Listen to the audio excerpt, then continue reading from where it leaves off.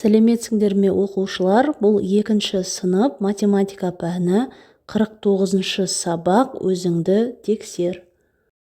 1-ші тапсырма. Есепті қысқаша жазба түрінде модельде және оны шығар. Мектептің стадионында 22 оқушы футбол және одан 10 кем оқушы волейбол ойнады. Неше оқушы волейбол ойнады? Есептің берілгені. Футбол 22 оқушы, волейбол белгісіз. Футболдан 10 кем. Неше оқушы волейбол ойнағанын анықтау үшін футбол ойнаған балалардың санынан 10-ды азайтамыз. 22 азайту 10 тең 12 болады. Жауабы: 12 оқушы волейбол ойнады. Осы есепті құрама есепке айналдыр және оны шығар.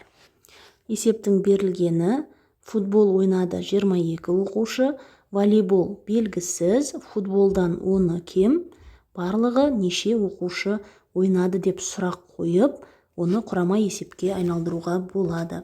Есептің шешуі: ең алдымен волейбол ойнаған балалардың санын анықтаймыз. 22 азайту 10 тең 12 болады. Барлығын анықтау үшін футбол және волейбол ойнаған балалардың санын қосамыз. Футбол 22, волейбол 12. 22-ге 12-ні қосқанда 34 болады. Жауабы: барлығы 34 оқушы ойнап жүр. 2-ші тапсырма. Есептің сызбасын сал және оны шығар. Жұлдыз әр түсті қағаздан 12 ою, ал Мақпал одан 5-еуі артық ою ойды. Қыздар қағаздан барлығы неше ою ойды? Ең алдымен есептің сызбасын сызып аламыз. Жұлдыз 12 ою, Мақпал белгісіз, жұлдыздан 5-еуі артық. Қыздар барлығы неше ою ойды? Соны анықтау керек. Есептің шешуі: ең алдымен Мақпалды анықтаймыз. Ол үшін 12-ге 5-ті қосамыз. 17 болады. Енді барлығын анықтау үшін жұлдыз бен Мақпалдың оюларын қосамыз. Жұлдыз 12, Мақпал 17. 12-ге 17-ні қосқанда 29 болады. Жауабы: қыздар барлығы 29 ою ойды. Осы есепке кері есеп құрастыр және оны шығар. Ең алдымен сызбасын сызып аламыз. Жұлдыз белгісіз ою ойды, бірақ Мақпалдан 5-еуі кем. Мақпал 17 ою ойды. Қыздар барлығы неше ою ойды? Ең алдымен жұлдызды анықтаймыз.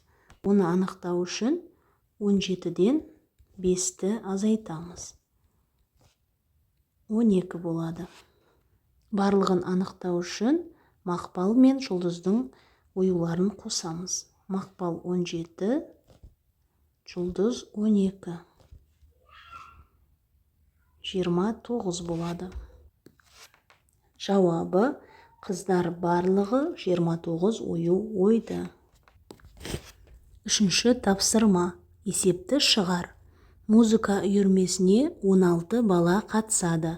Олардың 2-еуі қобызда, 4-еуі сырнайда, қалғандары домбырада ойнап үйреніп жүр. Домбыраны неше бала үйреніп жүр?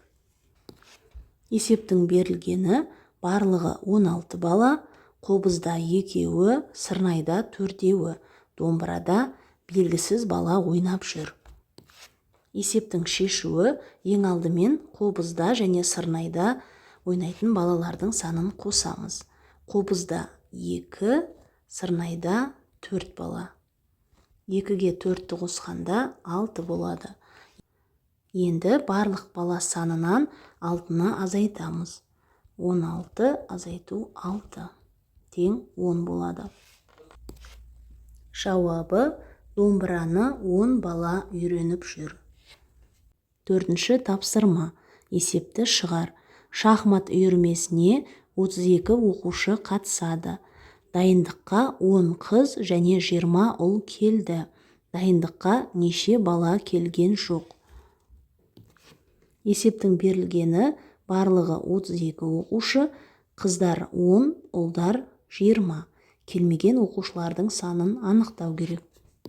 Ең алдымен келген оқушылардың санын қосамыз. Қыздар 10, ұлдар 20. 10-ға 20-ны қосқанда 30 болады.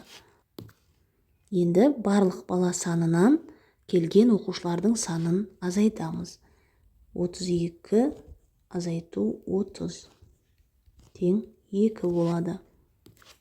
Жауабы: дайындыққа 2 бала келген жоқ. Бесінші тапсырма. Есепті шығар. Шаруашылықта 13 комбайн, 18 жүк көлігі және комбайн мен жүк көлігі қанша болса, содан 7-і кем трактор бар. Шаруашылықта қанша трактор бар? Есептің берілгені: комбайн 13, жүк көлігі 18.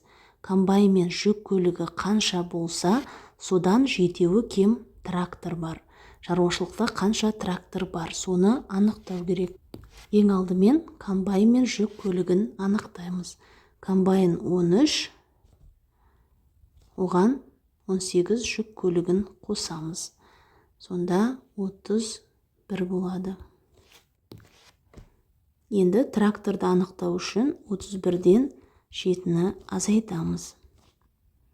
24 болады. Жауабы: шаруашылықта 24 трактор бар. Алтыншы тапсырма. Сурет бойынша есеп құрастыр және оны шығар. Жәшік 21 килограмм. Себет белгісіз килограмм. Жәшік пен себетті қосқанда 27 килограмм. Қарбыз белгісіз килограмм, себеттен 2 килограмм артық. Ең алдымен себеттің салмағын анықтаймыз. Оны анықтау үшін 27 килограммнан 21 килограммды азайтамыз. 27 азайту 21. 6 килограмм болады. Енді қарбызды анықтаймыз. Оны анықтау үшін себеттің салмағына 2 килограммды қосамыз. Себет 6 килограмм, оған 2 килограммды қосқанда 8 килограмм болады. Жауабы: қарбыздың салмағы 8 килограмм.